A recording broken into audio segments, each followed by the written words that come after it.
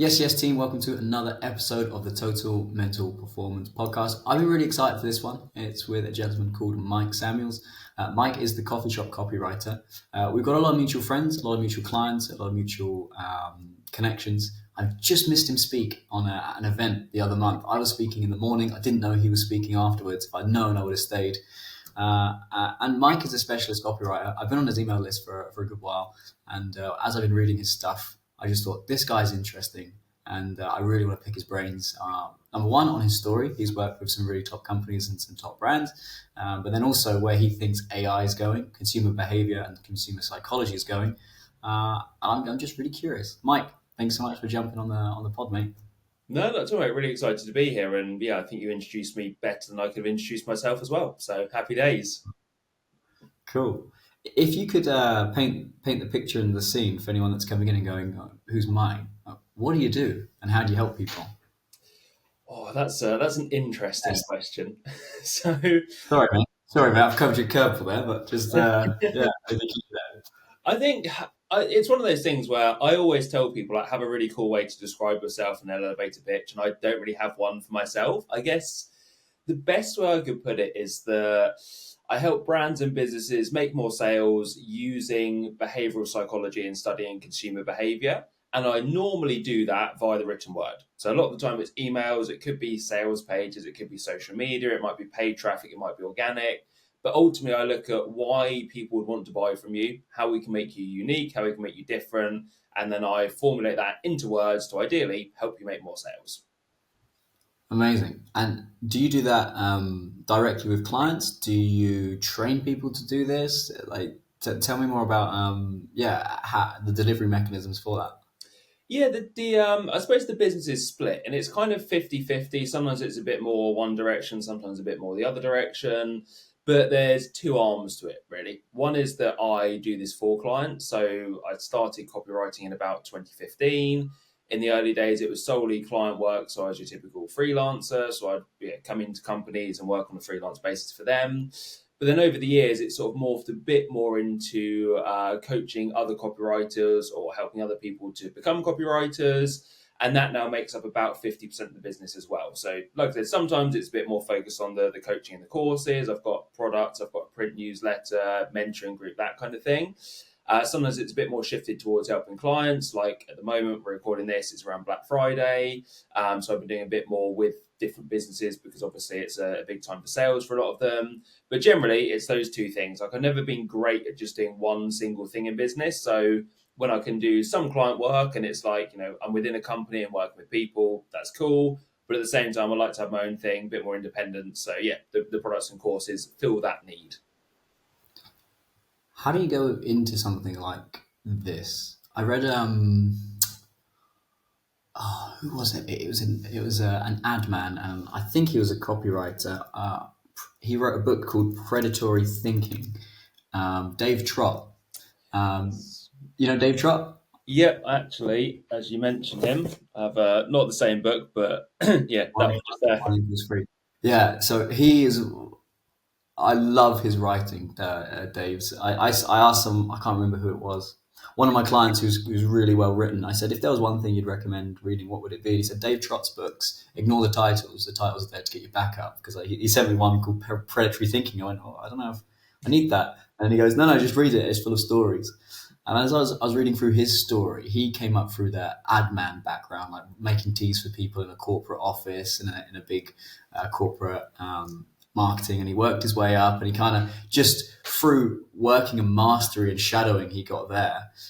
What was your story, and how did you get to where you are today? It was similar in the fact it was quite organic, but I never set out to get into marketing. So going right back to the start of the business journey, I finished college, did my A levels, and thought I don't really want to go to university. I was done with studying. I didn't particularly like the rigid format, but I liked exercise and I wanted to go to work wearing a tracksuit. So I thought, well, I'll become a personal trainer, and so I got qualified.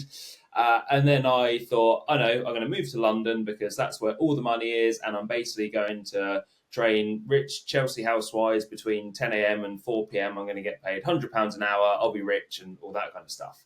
Mhm. Unfortunately, it didn't really happen like that. I was very socially anxious. I was not a particularly outgoing person. I was only 18 at the time as well.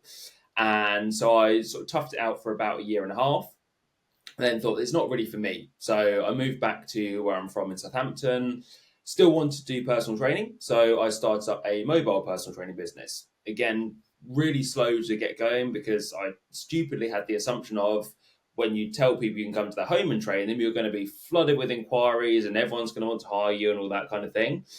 And it was really only actually from learning some really basic SEO that I started to turn things around. So I had this website, had a friend of my mum showed me how to do some basic stuff. I think he was a plumber and he did SEO for his 24-hour plumbing business. So he said to me, here's some stuff you can try, give it a go.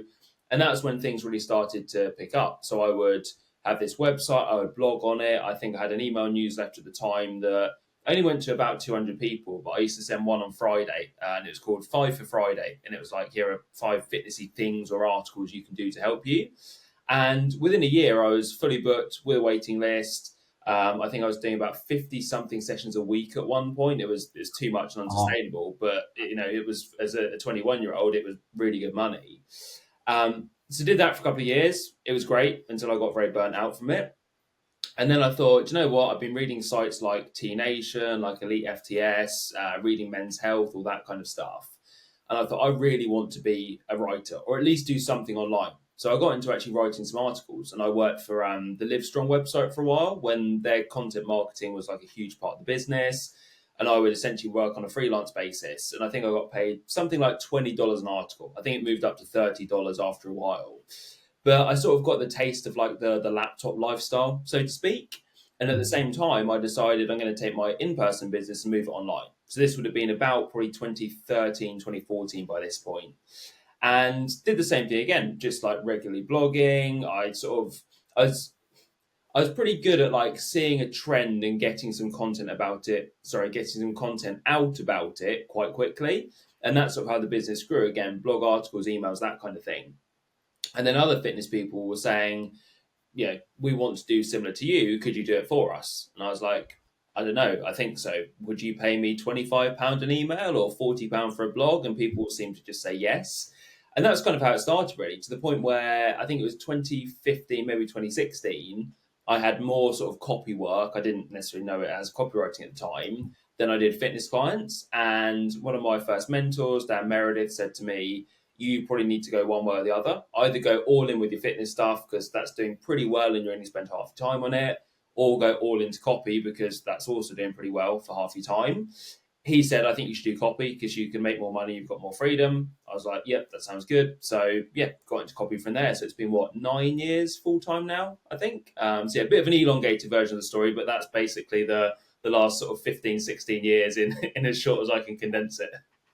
wow.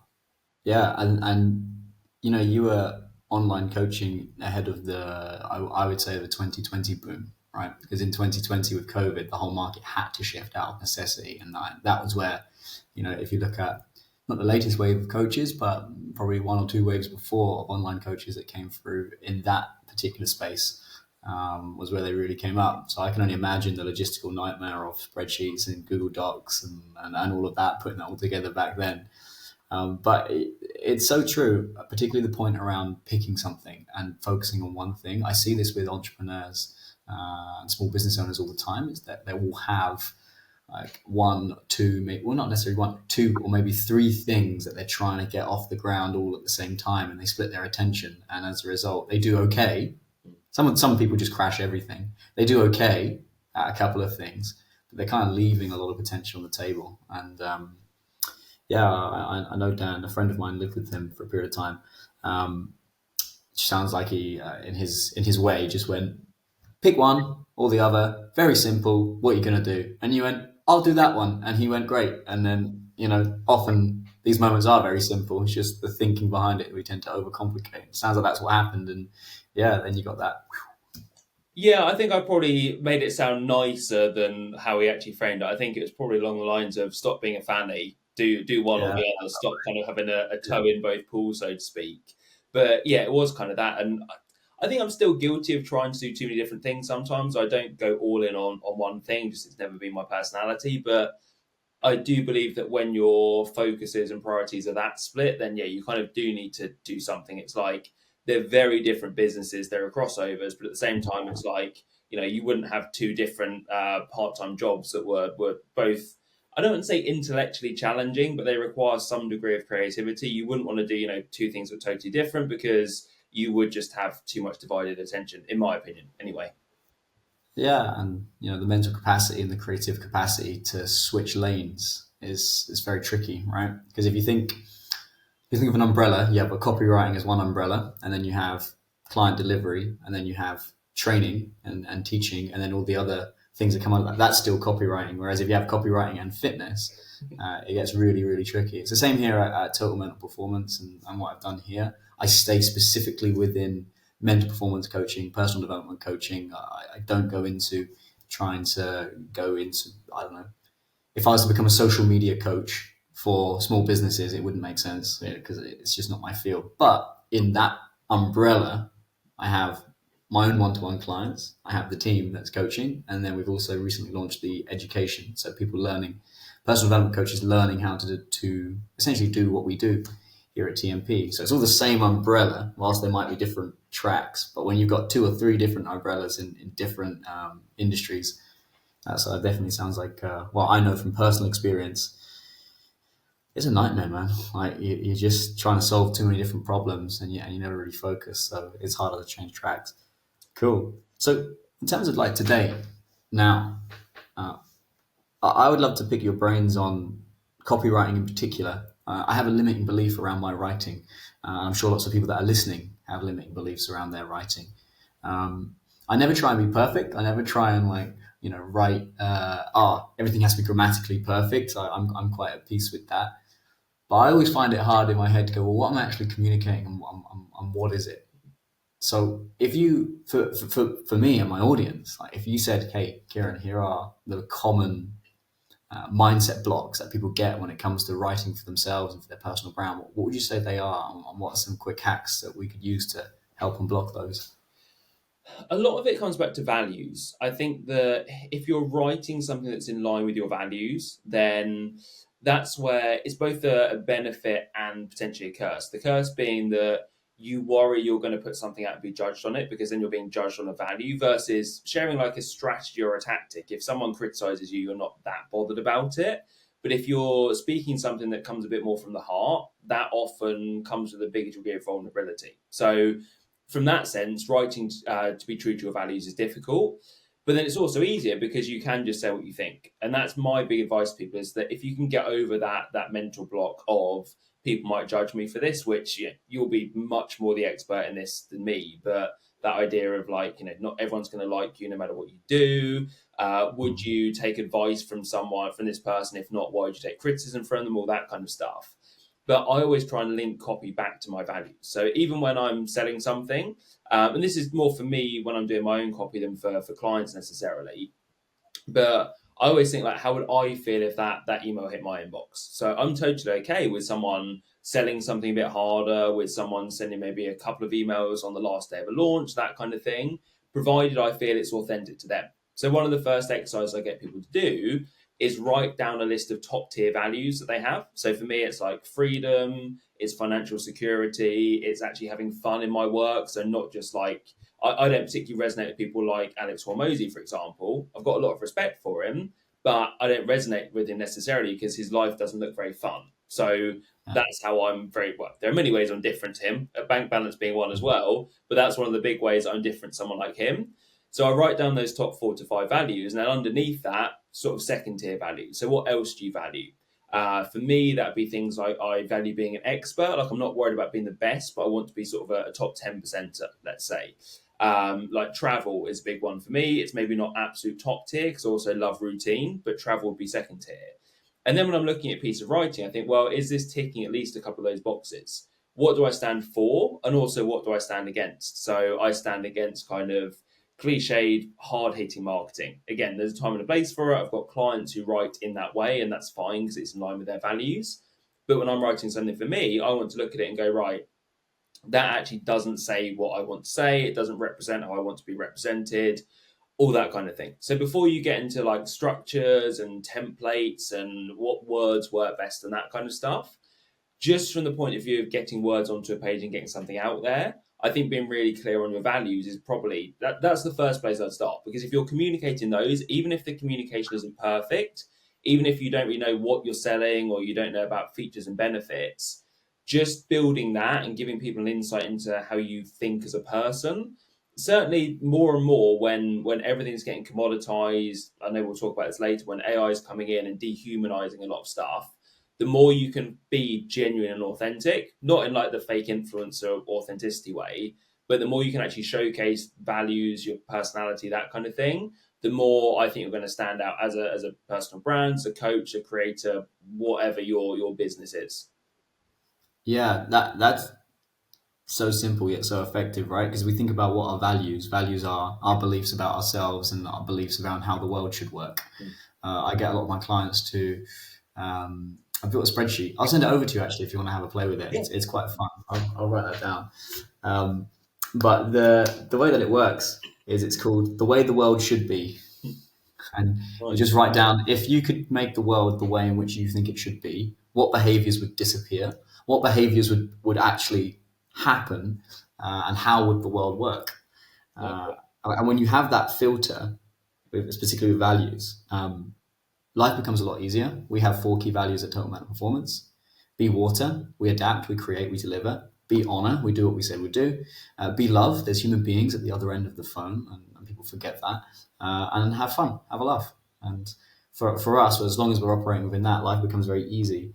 But I guess I forgot to make the link directly to your content. Like we naturally do it in different ways. People are scared of communicating their values, like you said, through fear of judgment. Fear of judgment exists from an evolutionary perspective because 99% of the time, if we weren't accepted by the tribe, we were dead. So we have this people pleaser, need to be accepted, need to not upset. But we don't live in that world anymore. We live in a different type of civilization where, we can be a bit of a black sheep, we can be a bit weird, and we can still live an existence that we love. So yeah, the values piece, it makes total sense, and often that's where all conflict comes from. Like that's where people butt heads, is because they're butting heads on values. I believe the world should work this way. You believe the world should work that way. I think we've just lost the art of going, you know what, we have different values and that's okay. Let's shake hands. Now it's you're a bad person. No, you're a bad person. And I see that in your writing, that you're very clear on your values and you tell great stories and you see stuff and you're like, I saw this and I think it's bullshit. Here's why. And yeah, I can definitely see that. So thank you for sharing that nugget. It's very helpful. No, not at all. Again, it is, as you said, it's very simple. Like, there's nothing groundbreaking in it, but I certainly find it is something people struggle with. And I think something else as well is and I'm guilty of this too, but almost looking at what other people are doing too much. So I'm big on looking at people who are doing well and taking inspiration from that, whether it's a post structure, an idea, and a story, whatever helps you. But at the same time, that can have a bit of a negative downside where then you start the comparison game of like, well, they did that so much better than me, essentially. And then you start to feel like, well, should I be posting like that? Or this person's doing one thing, this person's doing this other thing. So I do think that I'm a big fan of having a swipe file for copy as well, mostly for emails and sales pages. And that can really help some inspiration. But at the same time, you need to write about what you want to write about. So you need to tell the story in your way. You need to present an offer in your way. And that might fail, and that's absolutely fine. But like anything, the more you try and model other stuff, the more there's the risk of you sounding like that other stuff as well. And that's exactly what I'm trying to get people away from. Like, there's no right way to sell, there's no wrong way to sell. The best way is just one that actually, if people saw a piece of your writing, they go, oh yeah, Mike's written that, Kieran's written that, so and so's written that. If you can do that, I think that's when like you're winning basically. Yeah. No, that's a really good point. I know that Kieran or Mike has written that. Like that, it's such a simple frame. Yeah. But like, we were talking about this earlier before the call. It's like I'm getting fed up of every message I'm getting is coming from ChatGPT and people are putting their name on it. I'm getting emails from people that I know that they don't write like that. Mm-hmm. Or even so far as I've had a couple of voice notes, or a lot of people hate outbound messaging. A lot of people are like, oh, look how bad this outbound message is. These people are bad. These guys are idiots. Say this, they're that. I actually don't mind, but I had a software sales career. for over 6 years. So I was that guy, and I can really empathize with that. But there's been a couple of times I've listened to a voice note. So I do like to go in and just see what people are up to these days when I do log into Instagram. And it's like, dude, you're like a speaking chat GPT bot. It drives me nuts to the point where I question everything now. So I think that's a really nice filter. Is, well, does that look like you wrote it? And when you're receiving something from someone, does it look like they wrote it or not? And I guess that comes back down to authenticity and values. Yeah, and I'm totally fine with people using AI. I think that there's a lot of really amazing stuff you can do with it. Probably from a business standpoint, more so in terms of automations. I think the generative AI, so getting whatever ChatGPT, Claude, whatever you use to do stuff for you, that's when I think you come into potentially risky territory. So for me, I mostly use AI for research stuff. So really great example. I started working with a client just over a year ago, and he's a speaker, author, business coach. Loads and loads of content out there for what he does. And I wanted to create some sort of brand voice guide and get to know him a bit better. Like I knew him already because I'd seen him on podcasts and stuff, but I need to know the business a bit better. And before that would have been a case of I'd have to go back and listen to a lot of his podcasts. I'd reread his books, or at the very least, go on like a Goodreads or something and get the synopsis. I'd have to watch a couple of his live webinars, all that kind of stuff. And the whole research process would probably be sat at the laptop a total of 20 hours. So half a working week. Probably, well, more like I'll do 6 hours a day. So 3 and a bit days of fully doing that. With AI, I was able to put some of the transcripts into ChatGPT, source some stuff from the internet. I still went, and while I was out walking or in the gym, I'd listen to his podcast so that I was doing some of it myself. But that condensed the process down to like probably 4 hours in total as opposed to 20. So I think that kind of thing, whether you're a copywriter, coach, business owner, whatever, that's how I tend to use AI. But yeah, to go back to your point, because I realized I went off on a massive tangent. But yeah, I now try and get people away a bit more from using AI, because I think that my initial prediction was that we would go through a phase that was about 2 to 3 years whereby AI would commoditize a lot of things. The market would just go with it. Copywriters would be in a bit of a pickle, really. You could still do well, but it'd be harder. You'd be squeezed a bit more. And I thought that would last about 2 to 3 years before the market swung back. We're actually swinging back already. It's been like 6 months, 9 months, but because so many people started using AI for their content and their copy, actually we're spotting a lot more. So I thought it would just be people like you and I who are around the business world and that kind of thing. We'd spot it, but no one else would. General public are spotting this instantly. You mentioned one of the phrases earlier before we started recording. That's a big giveaway. I find it's things like, it's not X, it's Y structure. Yeah. There's certain words that different AIs will put in, like quietly seems to be one. Like I've been quietly building this in the background. The minute I see that, I go, do you know what? That's not a total reputation killer, but it's definitely made me a bit more skeptical of what you do. And when they go, oh, I've released this new program that's amazing, that's only $500, I'm like, but is that your work or is that AI? Again, I don't mind if someone's used AI to help a bit with the program, but if I'm skeptical that it might just be you going, hello, ChatGPT, I need a program for this, and it gives you something, I'm probably not going to buy it. So I think people need to be very careful and really look to, okay, what's AI great for? What's it not so great for? It's great for helping you kickstart ideas. It's great for maybe refining, for proofreading, for editing, that kind of thing. I often find that I might be stuck on a line and I'll be like, blah, blah, blah. Can't think of exactly what I want to put there. TBC. And then I'll carry on writing the email, go to AI and say, can you give me like a few ideas for this line here? I'll still massage it to what I want it to read. But yeah, I think anyone with a business, like, yeah, as I said, the pendulum swung back already. You need to be super careful that people aren't reading your stuff and going, I just don't believe this person's done that. Yeah, and I see it all the time. I actually only log into Instagram 2 or 3 times per week. And I do that on purpose because I find my world becomes very noisy whenever I have access to that. If I do need to get in there, I try and use it on desktop. Then I have newsfeed eradicator, so I can't see any stories, I can't see the timeline. I can just get in, reply to messages, get out. But every now and then I'll download it on my phone. I'll go, you know what? I've got 20 minutes. Let's see what's going on in the world. I almost always regret my decision and delete the app. But yeah, that piece around specifically authenticity in a world where Like I'm scrolling through and I'm like, I know you in real life. You don't talk like that. That's not you. That's absolutely not you. You're one of my closest friends, brother. And I'll text them. I'll take a screenshot. I'll be like, bro, come on. And they're like, what? And I was like, come on. They're like, all right, you got me, right? So I think that's what's particularly interesting is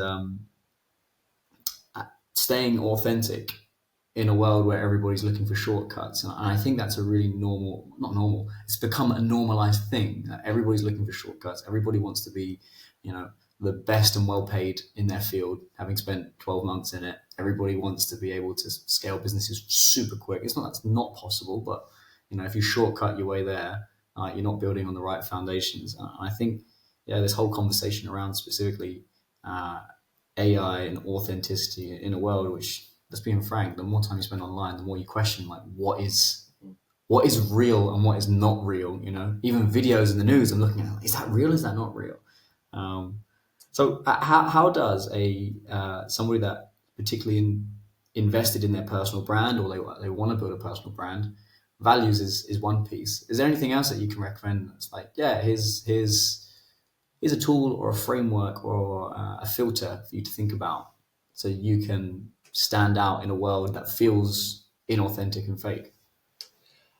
Certainly identifying parts of what you do that are genuinely unique. And I think that's quite a difficult task because what I tend to find, certainly, I used to work a bit more with people in the health and fitness space just because of my background.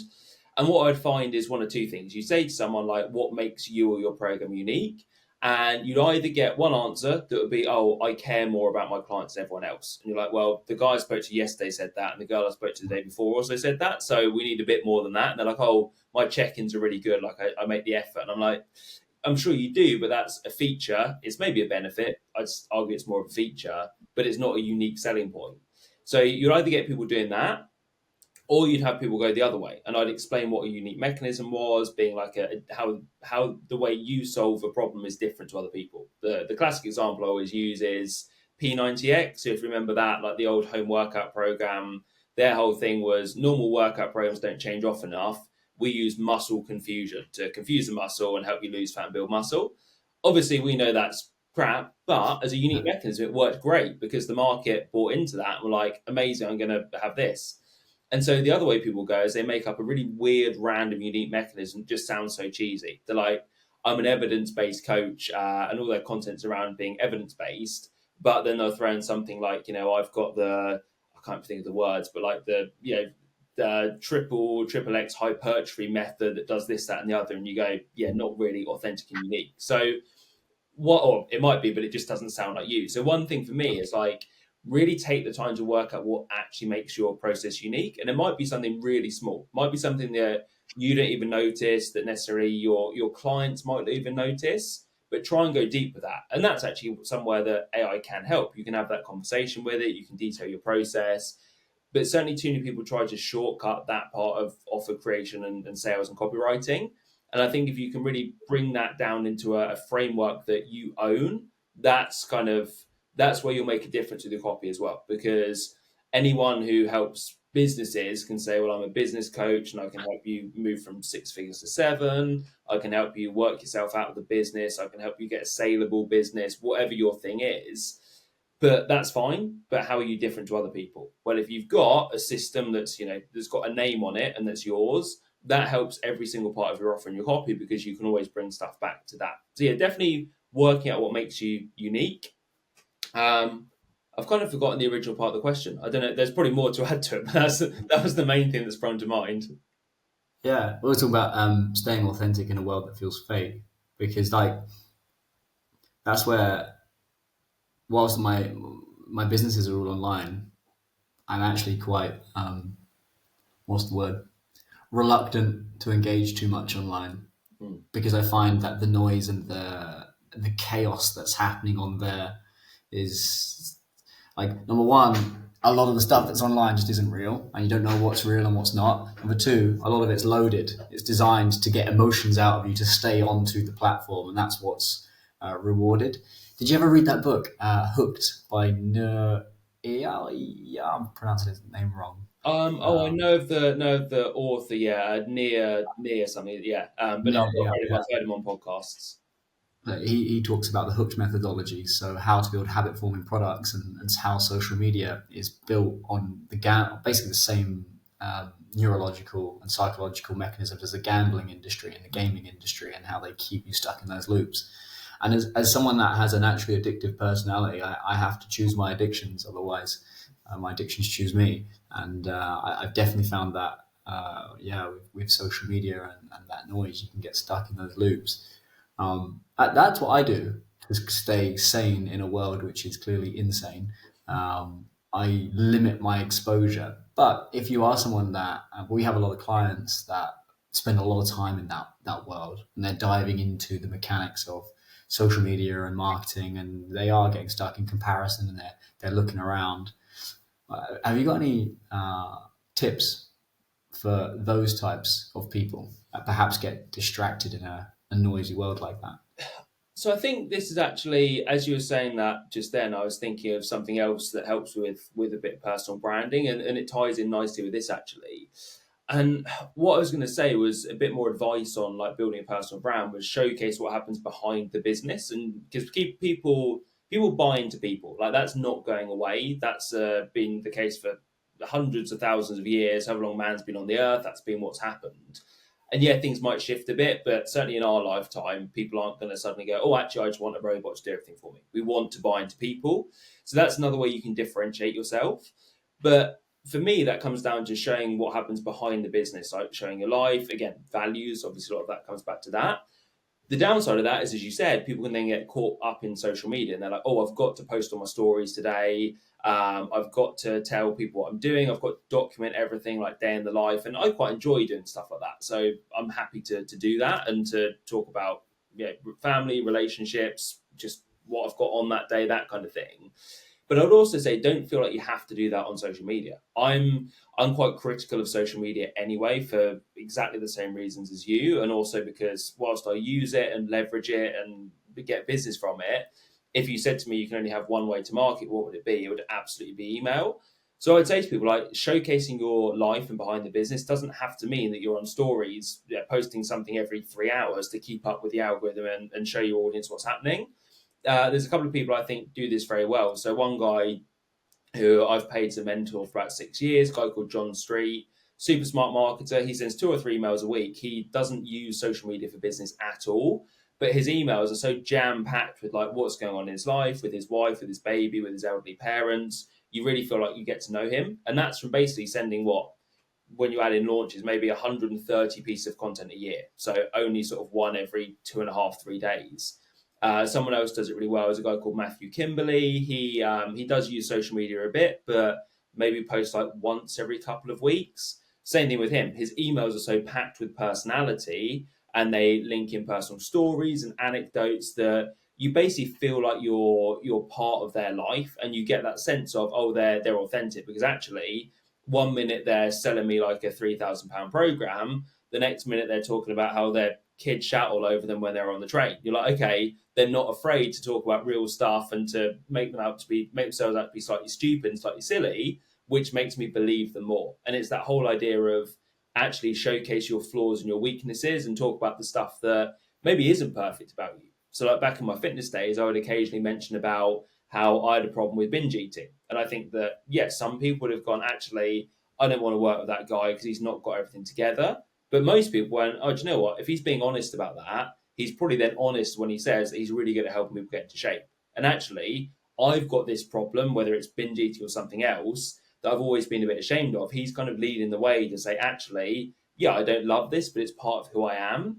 And I've also got some solutions to fix it. I want to go on that journey with him. So anyone can do that. I think that the idea that showcasing your life and your story and that kind of stuff has to mean a daily post on social media, constantly being in your stories. Like it's just not the case. You could do it through other platforms. Like I said, I'm a fan of email for a lot of reasons, but the whole idea of like quality and depth of connection over necessarily keeping up the algorithm, I suppose that would be my one bit of advice with that.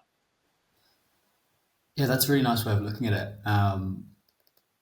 You'll see on my Instagram page, I put ADHD, ADHD, and for me, I know a lot of people would judge that and go, ADHD is not real. I used to believe that. I used to truly believe that.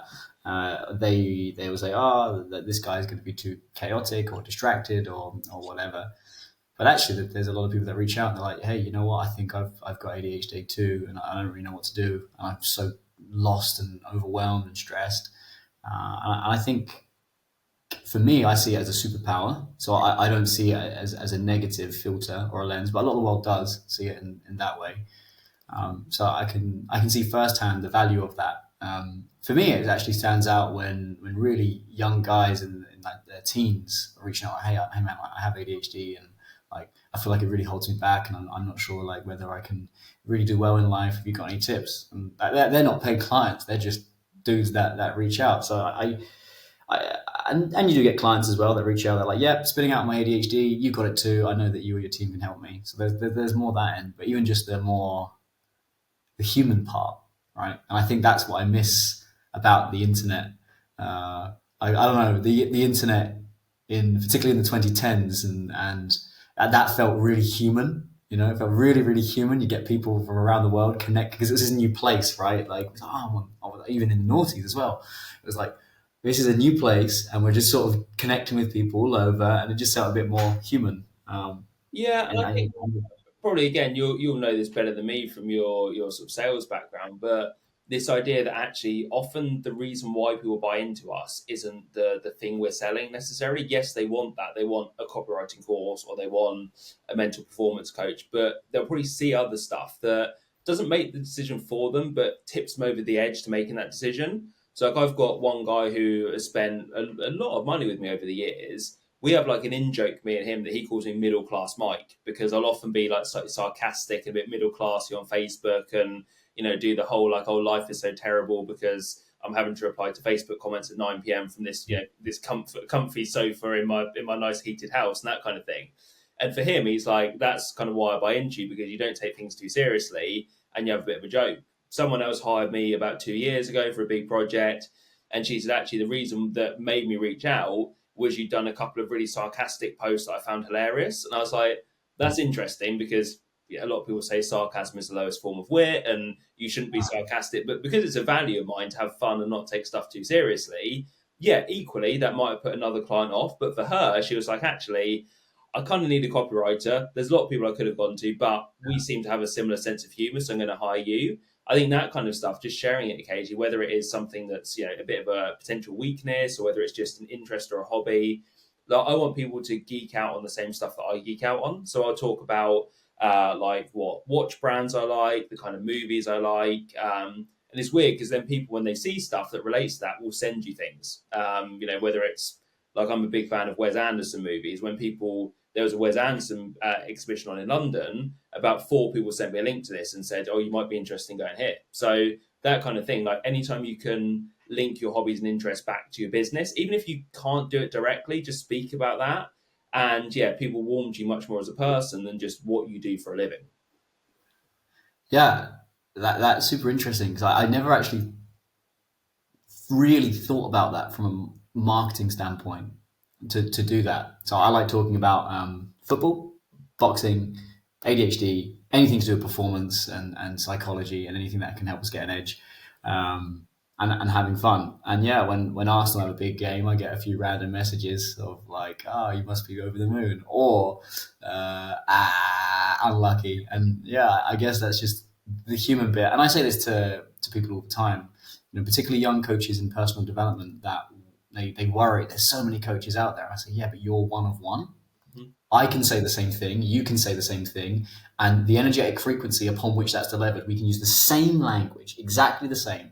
Someone will look at you and will go, that's my guy. Someone will look at me and go, that's my guy. So I think there's definitely something to be said about the unique energetic frequency in which we show up.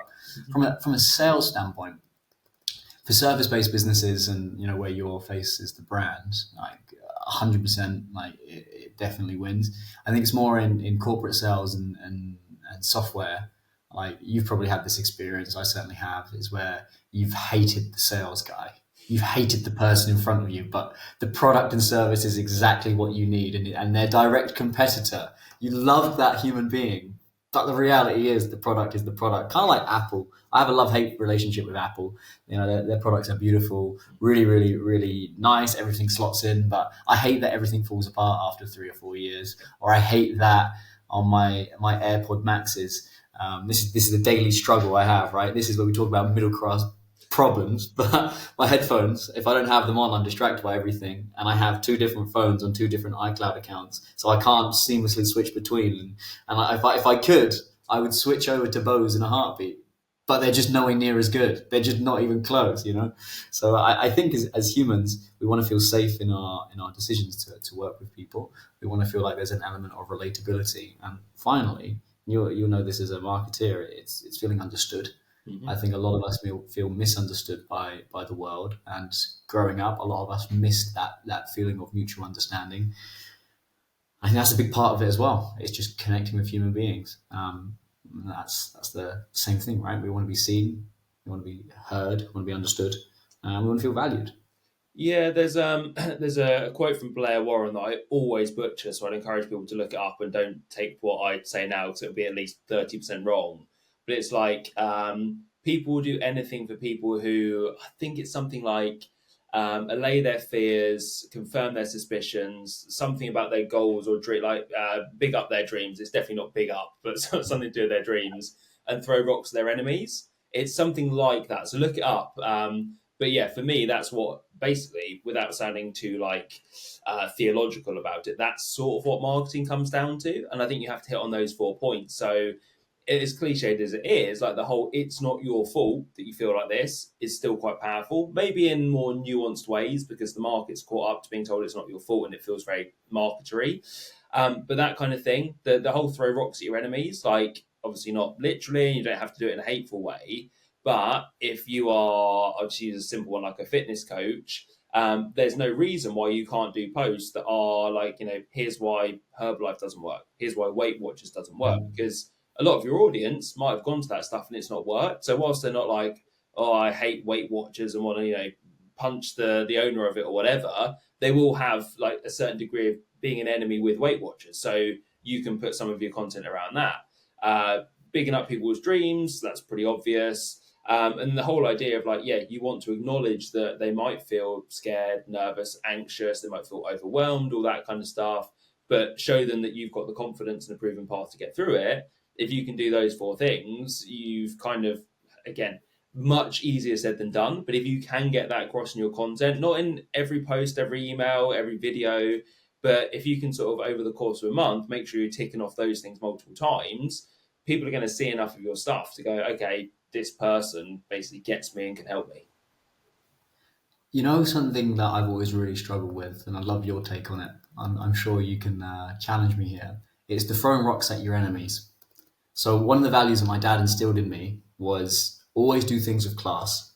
If you're going to leave something, shake their hand, say thank you. Even if they did, you feel they did you wrong, shake their hand, look them in the eye, do things with class.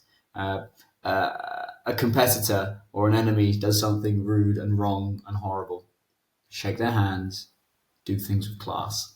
I think with the throw rocks at your enemies, that's always been something that I've struggled with, and maybe it's my framing or my view of that piece. And I'm sure there's lots of people listening where they struggle with that too. An example of where it's a direct values clash for me, and I know that's not what you're suggesting, what you said earlier, but I've seen loads of takedown videos on the internet where I get it if you're debating points, like if you're debating here's this person's methodology, here's why I feel it's wrong, here's my belief.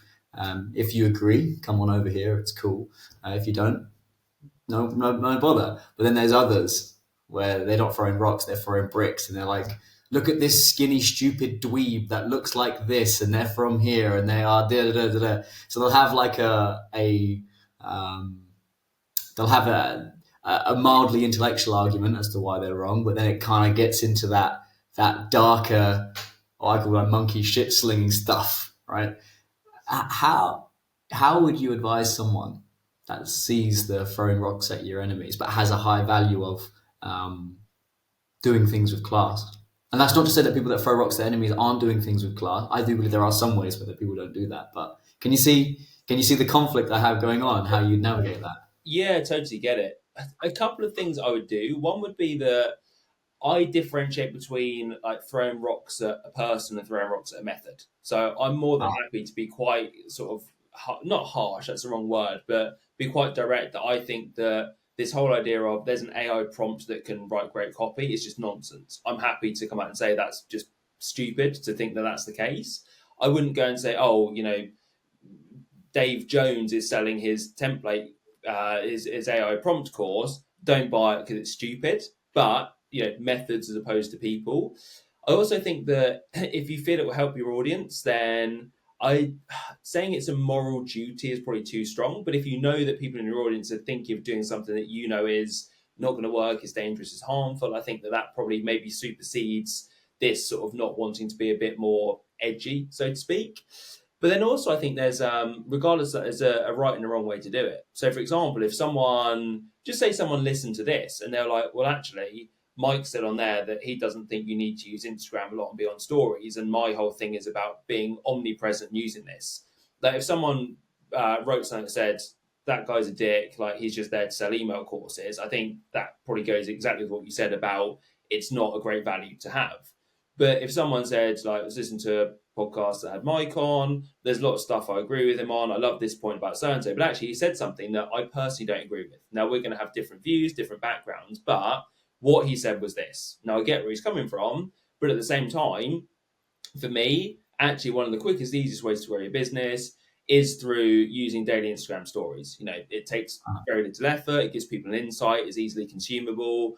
All that kind of stuff. Like I said, like 95% of what Mike says. But as with anything, there's always going to be some stuff we disagree on. That's my take on it. Let me know what you think. That'd be like quite a simple email. And if I was writing something like that, I might even email the person beforehand and just say basically that. So, look, do you mind if I put this out? More than happy if you want to do a rebuttal, if you want to get on a podcast and talk about it, if you want to do a guest email collaboration with each other's list. I think that's quite a cool way to do it, where you're almost criticizing someone, but you're building a relationship with them, and it looks to an audience like both of you are sort of not taking the moral high ground, because you're both on it, but like you're both elevating your positions by respectfully disagreeing. Yeah, yeah, that makes total sense, and it's a much more balanced way. And I also like the high integrity approach of, hey man, I'm going to be dropping this next week. Hope you're cool with that. Versus like a side swipe. Happened to one of my best friends. He got a really nasty reel posted about him out of nowhere, and this person didn't know who he was, had no background, and just started commenting on the way he presented. And I just thought like that was really nasty. But obviously, it says more about the individual posting that than it does the actual content. But that's a really nice high integrity way of doing it. The methodology point is also really true. Like, here's an example. For me, therapy saved my life. I'd be dead without it. But my clients don't need therapy because they're not here to solve mental health problems. They're here to solve performance problems. What do they want to do? They want to scale their businesses. They want to have fun while they're scaling their businesses, and they want to calm down all the chaos in their head, in their mind, their body, and their soul, just so they can enjoy their existence a bit more and have fun en route. Therapy will help with some of that, but from the more ambitious, yeah, but maybe I want to double my business this year, they won't get it. They'll say that's insecure. Do you really need to do that? Why can't you sort of be more calm, more at peace? And I think that's a methodology that therapy that we need more therapists on the planet. But for my clientele, if they go, they get frustrated because it's just, how did that make you feel? It made me feel like this. Okay, what do I do with this? Well, just accept it. So no, I want to achieve. So I think that as I speak that aloud, that's the key distinction is, yeah, the methodology versus the person. Now, if I don't know, we have Julian, I don't know, Terry the therapist. There's no, I like things like Terry the terror, but no, I can't think of Theo the therapist, and I go, Theo the therapist is an idiot because he's a unambitious bum that doesn't understand ambitious minds. Then like that's essentially the contrast that you're presenting as understanding. Yeah, and it's like, do you even believe that anyway, or are you doing it for clickbait? Which kind of comes back to what we said before about use social media or emails and whatever for inspiration, but don't copy them. It's like, I actually really enjoy someone like James Smith's content. He's doing more on LinkedIn. I've just started LinkedIn myself. I actually think he does some great stuff, but some of it I look at and go, yeah, I don't think you actually believe that. I think you're a nice guy and you're just doing the whole I'm being a dick to this person to get a bit of attention, which is totally fine. I think he's laid back and low key enough that he can get away with it. But yeah, it's certainly one of those where I think it has to be. If you wouldn't feel comfortable saying it to the person's face, probably don't post it online, would be a good rule of thumb. I agree. I think there's a lot of people that that don't follow that rule of thumb, and because it's all on the internet, they can kind of get away with it. Yeah, makes sense. Makes sense. Cool. So, all I am really curious about is, and go as deep, or say I don't want to speak about these sorts of things if they don't feel right. But obviously, you've been in business for 10 years now, and whilst everyone might look at I actually from your emails, you're very upfront actually, and you've shared some challenges that you've had. But are there any particular testing moments that you look back on that really kind of kicked you in the nuts, and you're like, oh, I've got to stand up again and go again? And could you share something like that, and then also some of the tools or some of the little habits that you did to get out of there? It's not one moment, but I would say that the realization that I often, how do I phrase it? I think I've relied too much on people who haven't delivered. And it's never been, I've never sort of done that cliche thing of invested with someone and they've completely ripped me off. Outside of one event that was a guy who sold tickets to a seminar and never showed up, which was Mm. interesting. Outside of that, I've never been like scammed by a guru course per se. But I definitely think that it was probably earlier this year actually. I worked out that I don't expect or I don't have high enough standards when I pay people money. I let people kind of put my stuff last, and because one of my values is being nice and easy to work with, Uh, actually that means that I've ended up paying for stuff that hasn't been delivered or hasn't been delivered to a high enough standard, and that's been a mismatch with what I think I like to do in my business, which is be early, be on time, be over deliver, go above and beyond. And I've kind of put up with too much of that because one of my values is, as I said, being a nice person. And the realization of actually you might have to be a bit more assertive and even be a tiny bit of a dick sometimes to get what you want. That was a big one. And it was quite painful because you realize there's been that disconnect there as well. And that built over years and years. And again, what that relates back to, I don't know. Like I said earlier, I was quite a shy kid and all that kind of stuff. So maybe it's just the want for acceptance, the want to not have difficult conversations. I was an only child as well, so I didn't grow up with a lot of conflict. So when I see that other people have this, will have a huge family conflict, and then 2 hours later they're all laughing and joking again. I'm like, how on earth does that happen? Because we just didn't have conflict when I was growing up. So yeah, it's not as I said, not a single standalone event, but for me earlier this year, that was quite a big one where I'm like, okay, I've actually probably wasted some money, trusted people too much, and yeah, I need to do something about that. Yeah, that's probably actually the biggest one. hmm.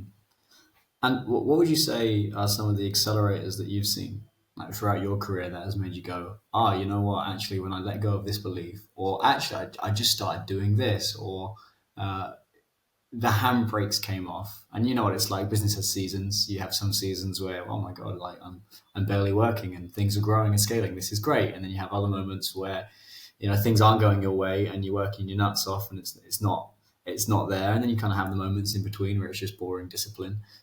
But yeah, is there any moments, thoughts, habits, feelings, beliefs that you've had where you've gone, you know what, Kieran, it was a bit of an accelerator that really worked for me?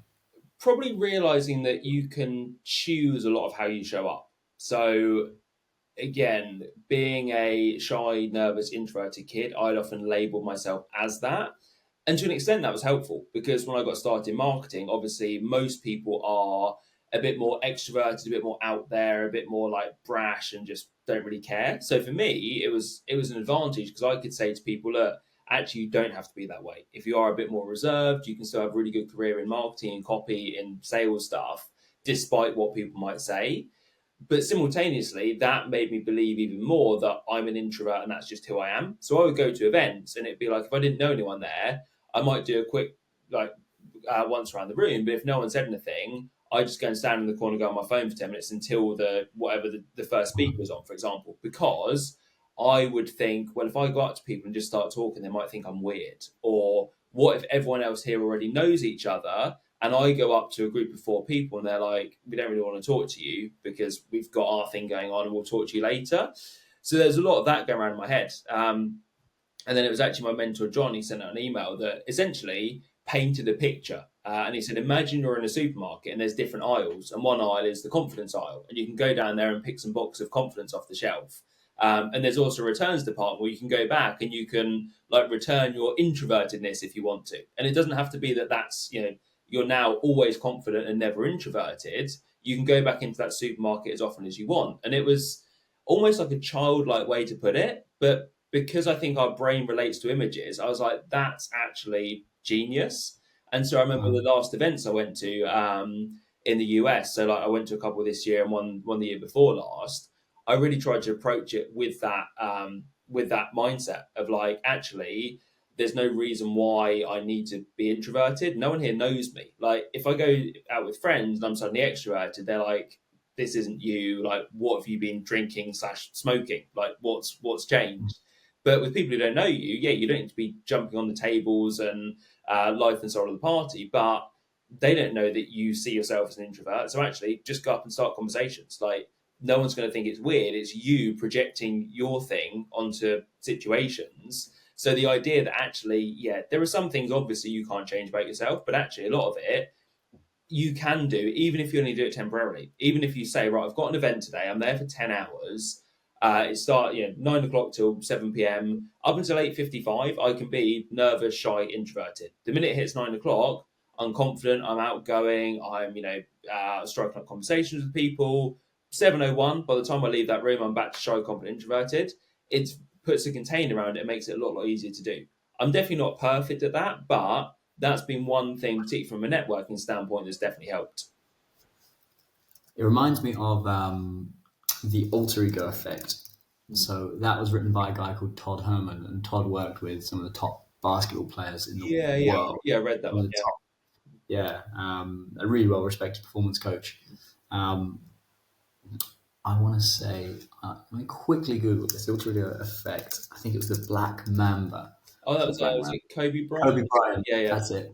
So he came up with an alter ego for when he steps onto the court. And it is true. You can leave parts of yourself at the door and walk through that door and go, right, this is how I'm going to show up. This is how I'm going to operate. And this is who I'm going to be. The trick is maintaining that if that's not your natural tendency. So if you are quite introverted, and you might have a different set of social batteries where an extrovert can do that for 12 to 16 hours.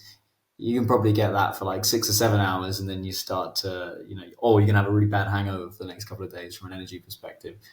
But there's definitely something to be said about that. And from a performance standpoint, it's thinking about, well, who do you need to be in which environment? So my background was boxing. So I needed to be a certain version of me when I was boxing, when I was training, but a different version of me when I was fighting.